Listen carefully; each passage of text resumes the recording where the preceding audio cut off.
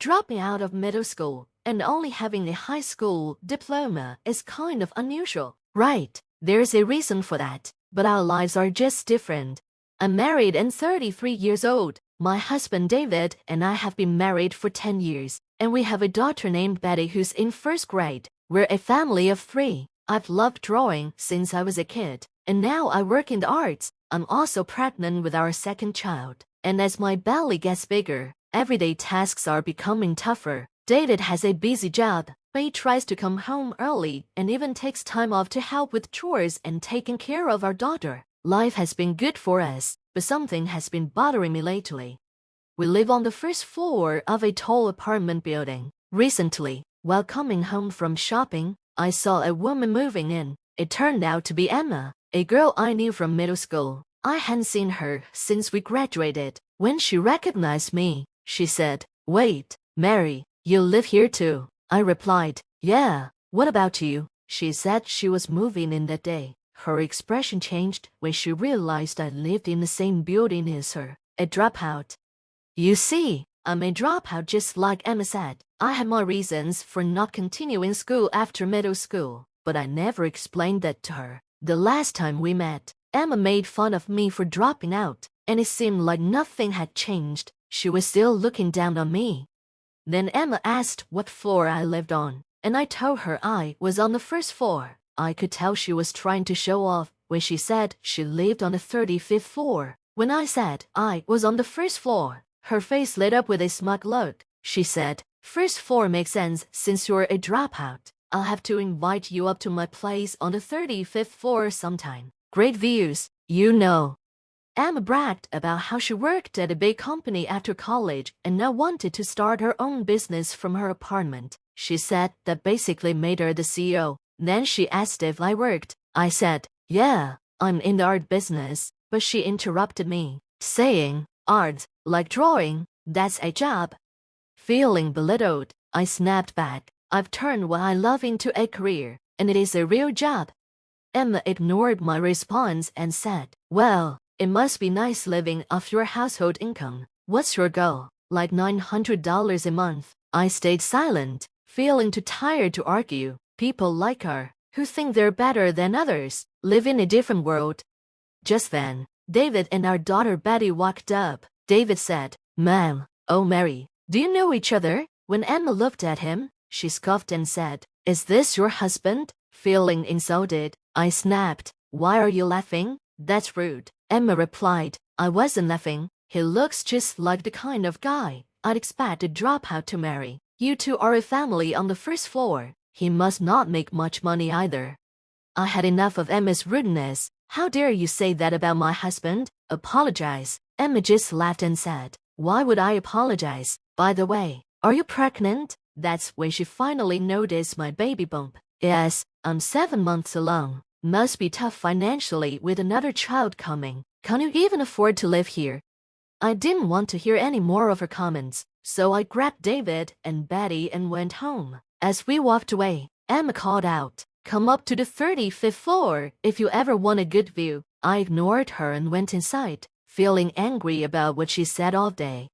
That night, after Betty went to sleep, David asked what happened. I told him about Emma making fun of me for dropping out and belittling my work. David got really angry too. He knew about my past, including my decision to drop out, and he chose to marry me knowing all that.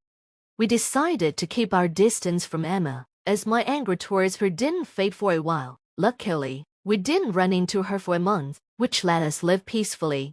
One day, we received a postcard about a school reunion. I still got along well with my middle school friends, so after getting a few messages about meeting up, I decided to go. While I looked forward to catching up, I was also a bit worried about running into Emma and hearing her rude comments, but since I knew I'd have fewer chances to see my friends after having a baby, I set aside my worries and chose to attend.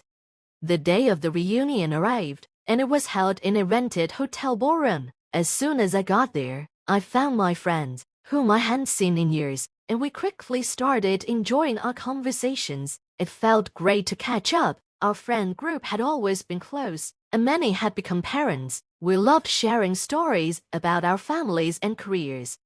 Then, out of nowhere, we heard Emma's voice. Breathing the same air as poor people is making me sick. Of course, Emma had shown up too. We hadn't noticed her, since we were focused on talking to our close friends. She was wearing heavy makeup and a flashy dress that seemed out of place. My friends and I exchanged glances, remembering her self-centered behavior from middle school. Even at 33, she was just as obnoxious as ever, and we couldn't help but roll our eyes. One friend finally spoke up. "Emma, who are you calling poor?" Emma replied, "Who else but Mary? She's a dropout, so she's poor and lives on the first floor. I live on the 35th. It's like a master-servant relationship." After she said this, a few friends got angry and confronted her, but Emma showed no remorse. She continued, "If you don't want to be called poor, why don't you move to an older apartment?" Emma continued to make fun of me, completely unaware of the uncomfortable looks she was getting. She said, "Why don't you just leave, you $900 a month earner, from this reunion and that fancy apartment building?" My friends were confused and asked, "Mary, do you really only make $900 a month?" I answered, "No, that's just what Emma assumes." As we talked, Emma butted in. "What are you two whispering about? Mary's living off her husband's income, doing a part-time job because she's a dropout, and I'm a CEO. Just then, one of our male classmates spoke up. "Emma, don't you know that Mary is a well-known artist?" Emma looked surprised and replied, "An artist? Who cares?" At this point, I decided to set things straight. I said, "Actually, I studied art in France right after middle school. I didn't finish a formal program, so technically, I guess you could say I dropped out." Emma scoffed. "Studying art, that's just a hobby, isn't it? You're still a dropout who couldn't handle studying." She didn't seem to get it, so I explained more. "I spent several years training, and now I manage an art gallery and create my own pieces. Believe it or not, I have fans, and I've even held exhibitions. Some of our classmates here have even bought my artwork." In truth, I had gained recognition as a young artist in certain circles. After studying in France, I returned to New York and started my career, which has really taken off in recent years. David and I met at one of my exhibitions, and that's how we connected and eventually got married. Even after all this, Emma still didn't seem to understand. Emma scoffed. "Come on, an exhibition is still just play, right? I'm a CEO. I'm clearly winning here." Feeling exasperated, I replied, "This isn't about winning or losing. Emma, you may think it's silly for me to pursue art, but I take my work seriously." Not willing to back down, Emma shot back, "Then why are you living on the first floor? If you make that much money, you should be on a higher floor." I explained, "We moved to the first floor for convenience. I'm pregnant, and elevators can't take forever here." Emma didn't seem satisfied with my answer. My friends knew about my career, and even classmates I wasn't close to had heard I was an artist. Emma probably never thought of that since she didn't care about art and looked down on me for dropping out. I was about to share another secret when I spotted David and Betty at the entrance. "Ma'am," Betty ran toward me, with David chasing her. David, looking a bit flustered, said, "Sorry about that. I got pulled into some work stuff." I brought Betty along too. Emma, noticing David, blurted out, "Wait, who is this handsome man?" "Your husband. He was in work clothes last time. Why the suit now?" David was indeed dressed sharply today, and Emma couldn't take her eyes off him. As David greeted my friends, he said, "Thank you for always being kind to my wife. If you need anything, please let us know." Just then, the event organizer rushed over, thanking us for providing the venue for free and mentioning that the food and drinks were great. The truth was, this hotel belonged to David's parents, and he was the CEO. He had generously offered the venue for the reunion without charge. Emma's face turned pale when she heard this. "You're a CEO's wife," she said, clearly shocked. She had looked down on me before, but now I was an artist and married to a CEO.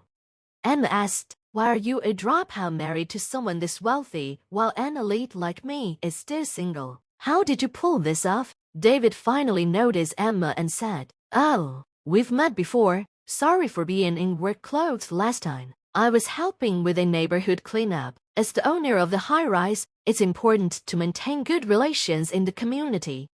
Emma's face went even paler. Wait, you own that high-rise? David's family had been wealthy for generations and was involved in hotel management and owning multiple properties. Emma seemed completely shocked.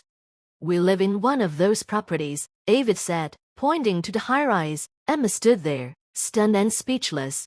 David continued, Oh, by the way, we'd like to invite you to the penthouse sometime. It has a great view. You can't even see the Empire State Building. Emma looked shocked again. But don't you live on the first floor? I explained. I told you before, I'm pregnant, so we moved to the first floor for convenience. Both the penthouse and the first floor are ours. Emma was left speechless, looking completely disbelieving.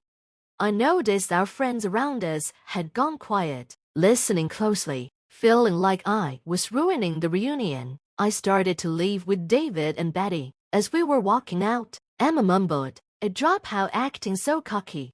I turned to Betty and said, "What matters most is what's inside. Never look down on people." Betty nodded and cheerfully added, "Emma, if you keep making faces like that, happiness will run away from you." Everyone burst into laughter, and the mood lifted. Emma, embarrassed, hurried out of the venue, blushing. The reunion went on, and I enjoyed the rest of the evening with my friends, who also had bad experiences with Emma. Betty's words made everyone feel relieved.